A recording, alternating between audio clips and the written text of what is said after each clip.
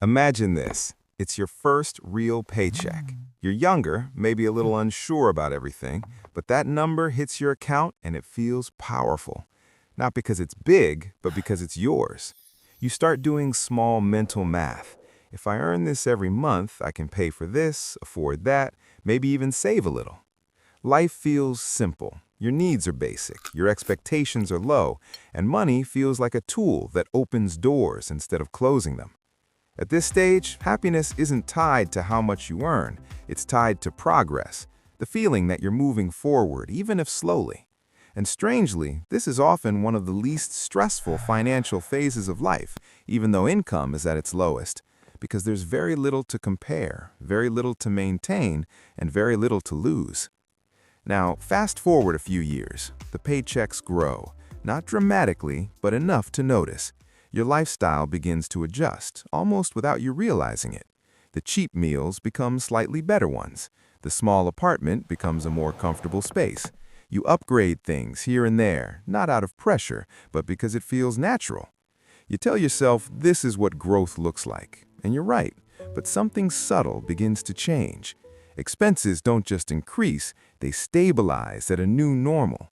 What once felt like a luxury slowly becomes a baseline expectation, and once something becomes normal, the mind stops appreciating it in the same way. This is where the relationship with money begins to shift. It's no longer just about earning, it's about maintaining. A little later, the paycheck grows again. This time, it feels significant.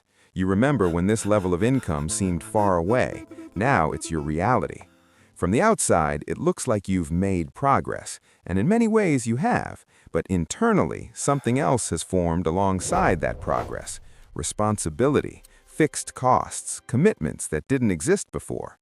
Maybe it's a car payment, maybe it's rent in a better location, maybe it's helping family, or simply living at a standard that now feels normal to you. And here's where things get interesting. Even though your income has increased, your margin for error hasn't grown in the same way.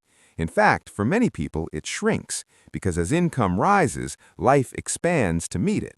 Not out of irresponsibility, but out of adaptation. And then you reach a level that years ago you thought would solve everything, a salary that once looked like freedom.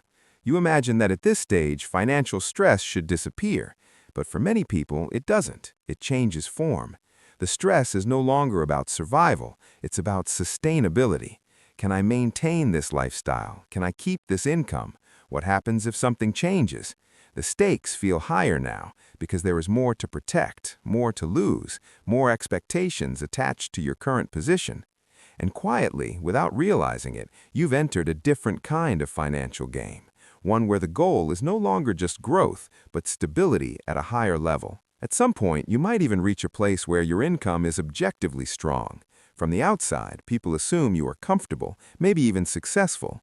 And yet, internally, the feeling is more complex, because each level of income introduces a new version of life with its own pressures, its own expectations, its own invisible rules. The early stage was about possibility. The middle stage is about expansion. The higher stage becomes about preservation. And across all these levels, one thing remains constant: the human tendency to adapt, to normalize, to raise the baseline of what feels necessary. Around this point, it's worth pausing for a moment. If you're watching this and recognizing parts of your own journey in these stages, you're on Andrew Finance, where we explore the deeper psychology behind money, income, and the evolving structure of modern life. If this perspective resonates with you, take a moment to like the video, share it with someone who feels like their income has grown but their peace of mind hasn't, and subscribe so you don't miss the next conversation. Because once you zoom out even further, a deeper pattern begins to emerge. The relationship between income and satisfaction is not linear. It doesn't move in a straight line where more money automatically creates more peace. Instead, it behaves more like a shifting baseline. Each new level of income resets your expectations, your lifestyle, and your definition of normal. And once that reset happens, the emotional benefit of the increase begins to fade. Not because the money doesn't matter, but because the mind quickly adjusts to it. This is why someone earning more than they ever have can still feel financially uncertain. Not because they're failing, but because their reference point has moved. And this is where psychology quietly intersects with finance in a powerful way. People don't experience money in absolute terms. They experience it relative to their current life. A $1,000 expense feels different depending on what level of income you're used to. A job loss feels different depending on how much of your life depends on that income. As life expands, the emotional weight of money expands with it, which means higher income can sometimes create a greater sense of pressure rather than less, especially if that income is tied to maintaining a certain standard of living. This is why some of the most financially stressed individuals are not those at the lowest levels of income, but those caught in the middle of expansion, earning enough to build a comfortable life, but also carrying the responsibility of sustaining it. They're constantly balancing growth with stability, opportunity with risk, and freedom with obligation. And because modern life encourages continuous upgrading, that balance becomes harder to maintain over time.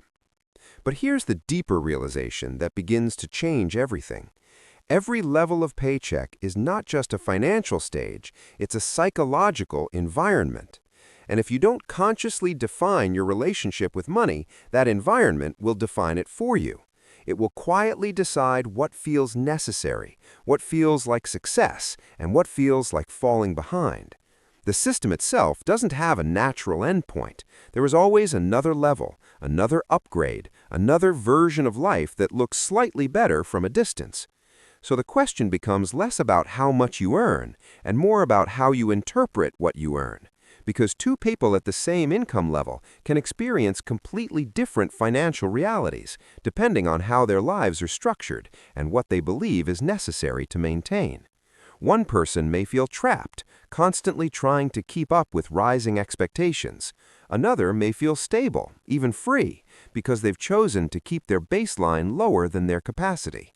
And that leads to the final perspective shift. The goal of increasing income is not just to reach a higher number, it's to create a gap between what you earn and what you need. Because that gap is where financial peace actually lives, not in the paycheck itself, but in the space it creates, the space to breathe, the space to adapt, the space to make decisions without constant pressure. When you understand this, every level of paycheck starts to look different.